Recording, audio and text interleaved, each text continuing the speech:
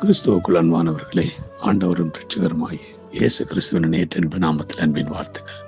நாம் தொடர்ச்சியாக வேதனை நம்முடைய வாழ்க்கையில நன்மைக்கா அல்லது அழிவுக்கா காரணமாக இருக்கிறது என்பதை குறித்து தான் நாங்கள் தியானித்து வருகிறோம். தேவனுடைய பிள்ளைகளே, நம்முடைய வாழ்க்கையில் வருகிற துன்பங்கள், துயரங்கள், வேதனைகள், கண்ணீர்கள் எல்லாமே நம்முடைய அழிவுக்கு இல்லை, அது நம்முடைய கட்டி எழுப்புவதற்கு, நம்மளை மகிமைப்படுத்துவதற்கும் நம்மளை மேன்மைப்படுத்துவதற்கும் ஏதுவாகவே இருக்கிறது. இந்த தலைப்பில் நாங்கள் தொடர்ச்சியாக இந்த நாளில் யாக்கோபை குறித்து நாங்கள் பார்க்குறோம். யாக்கோபை குறித்து நம்ம பார்க்கும்போது, யாக்கோபு ஆதியாகமம் 29வது அதிகாரத்திலே அங்கே யாக்கோபு அங்கே சொல்லப்படுகிறது. யாக்கோபு அங்கே வருகிறான் அவன் லாபானுடைய மகளை திருமணம் செய்வதற்காக. ஆனால் வருகிற பொழுது அவன் ஏமாற்றப்படுகிறதை பார்க்கிறோம். அங்கே 23ஆம் வசனம் 29, 23 சொல்லப்படுகிறது. அன்று இரவிலே அவன் தன் குமாரத்தியாகிய லேயாளை அழைத்து கொண்டு போய் அவனிடத்தில் விட்டான். அவனை சேர்ந்தான். பாருங்க, ராகேலுக்காக வேலை செய்கிறான் 7 வருஷம். ஆனால் லாபானோ அவனை ஏமாத்துகிறான்.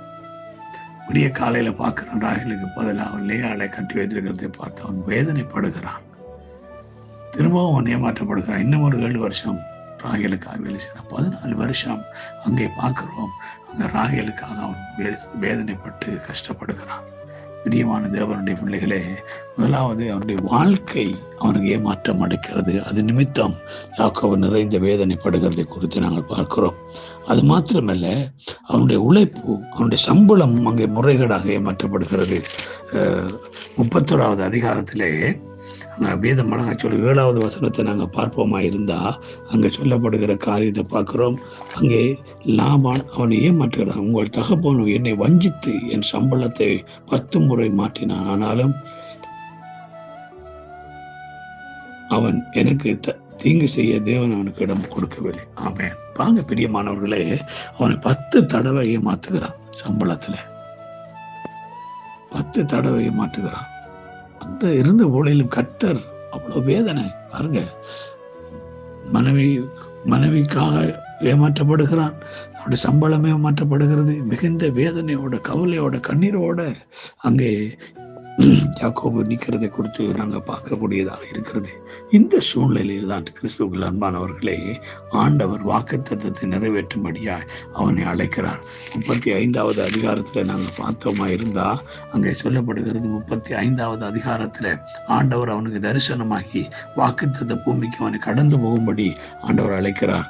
9ஆம் வசனம் சொல்லுது, யாக்கோபு தானா ஆதான் ஆராமிலிருந்து வந்தபோது தேவன் அவனுக்கு தரிசனமாகி மறுபடி அவனை ஆசீர்வதித்து, இப்பொழுது நீ போ யாக்கோபு, நீ உன் பெயர் யாக்கோபு எனப்படாமல் இஸ்ரவேல் என்று உனக்கு பெயர் வழங்கும் என்று சொல்லி அவனுக்கு இஸ்ரவேல் என்று பெயரிட்டார். பாருங்க, கர்த்தர் அவனை ஆசீர்வதிக்கிறார். அவனுடைய பெயரை மாற்றுகிறார்.